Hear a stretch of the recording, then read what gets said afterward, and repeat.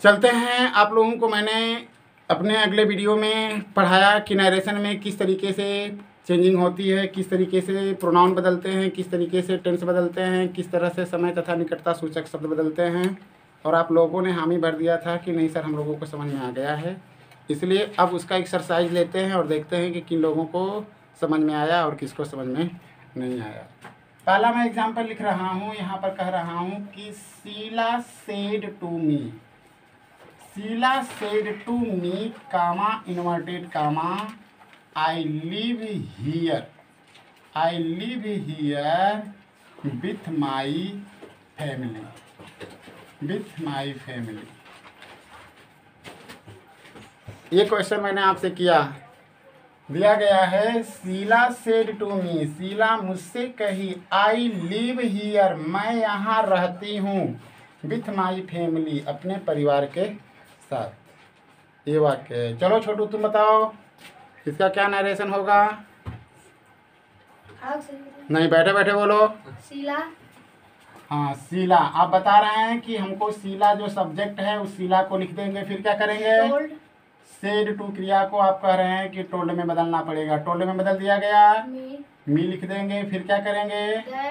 कामा inverted कामा को हटा करके दैट का प्रयोग करेंगे, फिर क्या करेंगे? सी। क्योंकि ये देखिए आई है इसलिए वो लड़का इसको ले जा रहा है शीला के पास, क्योंकि शीला लड़की है इसलिए उसने बोला कि यहाँ पे सी होगा। आगे बोलिए।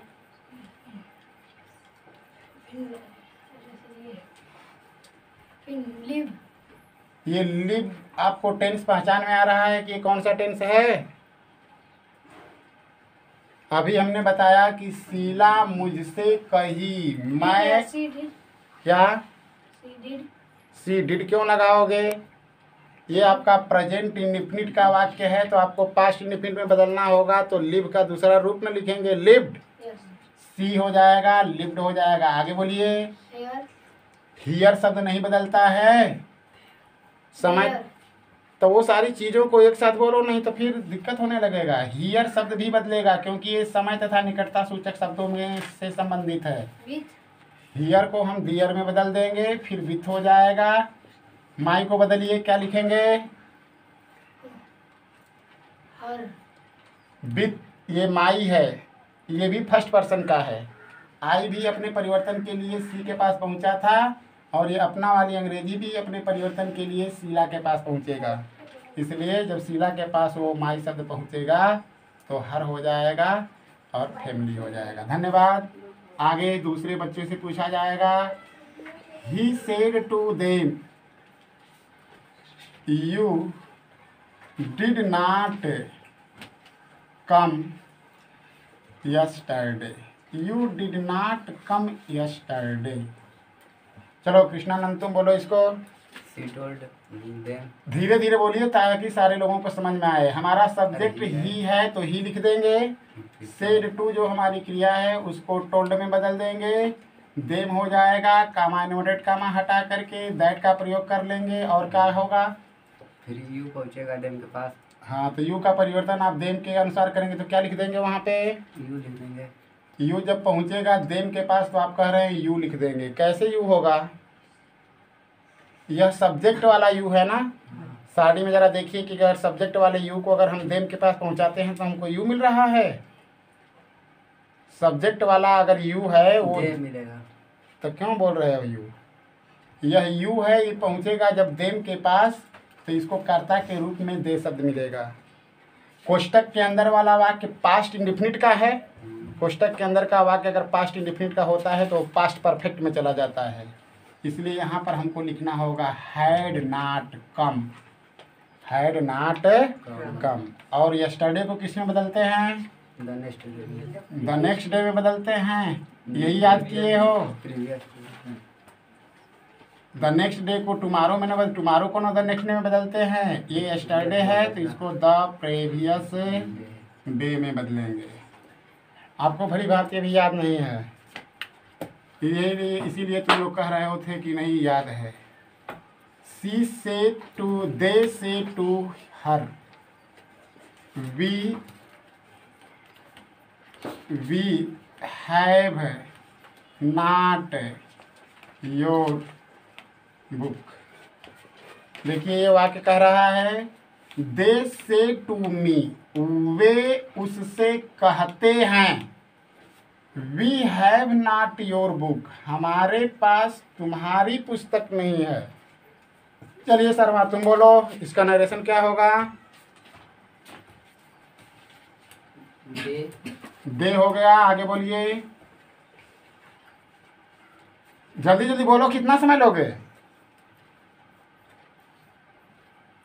अब समझ में नहीं आ रहा है कि क्या करना होगा? चलो अभी तुम शांत रहो। चलो मनीष तुम बोलो। दे हो गया, सेज सेज हो जाएगा। सेज कह रहे हो? हाँ से लिखे हैं, टू भी लिखे ना। अच्छा दे से हो गया, फिर हर हो जाएगा, दैट हो जाएगा।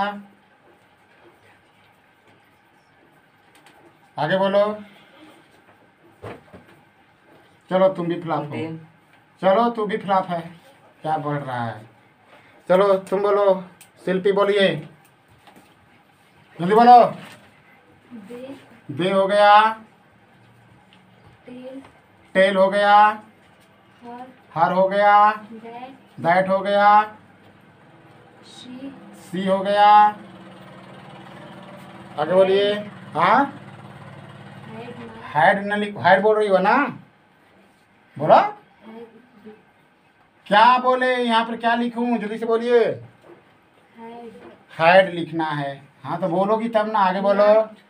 नॉट हो जाएगा, आगे बोलो। योर को बदल कर बोलिए क्या लिखे हैं, जल्दी बोलो।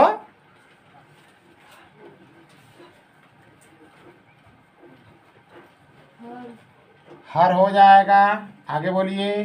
बुक हो गया, ठीक है ना। अब आपसे प्रश्न है, ये तो सही आपने किया, सब्जेक्ट जो था सब्जेक्ट में बदल दिया। हमने कहा है कि सबसे पहले हम जब नरेशन बनाना चालू करते हैं इनडायरेक्ट, तो पहली दृष्टि हमारा क्रिया पर पड़े, जो कोष्टक के बाहर वाक्य है उसकी क्रिया पर, क्योंकि वही क्रिया आपको बताएगा कि कोष्टक के अंदर के वाक्य का टेंस बदलेगा कि नहीं बदलेगा। 10 बार एक ही बात मैंने बताया कि जब तक कोष्टक के बाहर ये क्रिया नज़र नहीं आएगी सेड, तब तक टेंस बदलने का चांस ही नहीं आएगा। तो क्या आपको यह सेड क्रिया यहाँ पे दिखाई दे रही है? बोलो। तो जब सेड यहाँ पर दिखाई नहीं दे रही है तो टेंस को क्यों बदल दी? तो टेंस कैसे बदलेगा? पहली गलती तुम्हारा ये है कि ये चीज़ गलत लिखी, ये हैड को तुमने गलत लिख दिया। आगे चलते हैं, कामा इन्वर्टेड कामा आपने हटाया, ये दैट को लिख दिया। यह आपका शब्द वी है ना, बोलती जाओ। वी है, फर्स्ट पर्सन का शब्द है, बोलिए। तो जब कोष्टक के अंदर फर्स्ट पर्सन के प्रोनाउन रहते हैं तो उसका परिवर्तन कहाँ से करते हैं? अगर कोष्टक के अंदर अगर आई रहता है, मी रहता है, माई रहता है, वी रहता है, अस रहता है, अवर रहता है, तो इन चीज़ों को कहाँ से बदलने के लिए बताया गया आपको? बोलो, किसके पास? हाँ, जो कोष्टक के बाहर होता है तो कोष्टक के बाहर कुल शब्द इसके अनुसार वो बदलेगा। हाँ बोलो, करता। तो ये आपका वी जो है वह बताया गया फर्स्ट पर्सन का है, तो यह अपने परिवर्तन के लिए दे के पास पहुंचेगा। तो तुम बताओ कि इस वी को जब दे के पास पहुंचाओगी तो किस हिसाब से तुमने यहाँ पे सी बोली है? सी कैसे आपने बोला है कि यहाँ पे सी होगा? जरा सारणी वाले चार्ट में देखकर बताइए कि जब वी पहुंचेगा दे के पास तो क्या सी हो जाएगा? जल्दी से बोलो, समय नहीं है। तो क्यों सी बोली? यहाँ पे दे होना चाहिए, ठीक है। तो उनका गलती यहाँ पर दो उन्होंने किया था गलती। वी जब पहुँचेगा दे के पास तो वी के जगह पर दे हो जाएगा। टेंस हमें बदलना ही नहीं है क्योंकि हमारी रिपोर्टिंग वर्ब सेड नहीं है, इसलिए दे के अनुसार भी क्या होगा? हैव ही होगा। फिर नॉट हो जाएगा। योर उन्होंने पहुँचाया हर के पास तो हर हो गया, और उसके बाद बुक हो गया। अच्छी तरीके से तैयारी आपकी नहीं है। इसी तरीके से तैयारी करोगी तो कुछ समझ में नहीं आएगा, फिर पढ़ना सब बेकार हो जाएगा। आगे चलते हैं। Ram said to, Ram says to, Ram says to them, Ram says to them, you do not help my brother, you do not help my brother. Puja आप बोलिए, इसका नरेशन क्या होगा indirect? Ram tells them, Ram होगा, इस सेज टू को किस में बदल देंगे आप? टेल्स टेल्स में। फिर क्या लिखेंगे? देम, देम लिखेंगे। फिर क्या लिखेंगे? दैट लिखेंगे। फिर क्या होगा? दे, यू सेकेंड पर्सन है, आपको बताया गया है कि इसका परिवर्तन कर्म के अनुसार होता है।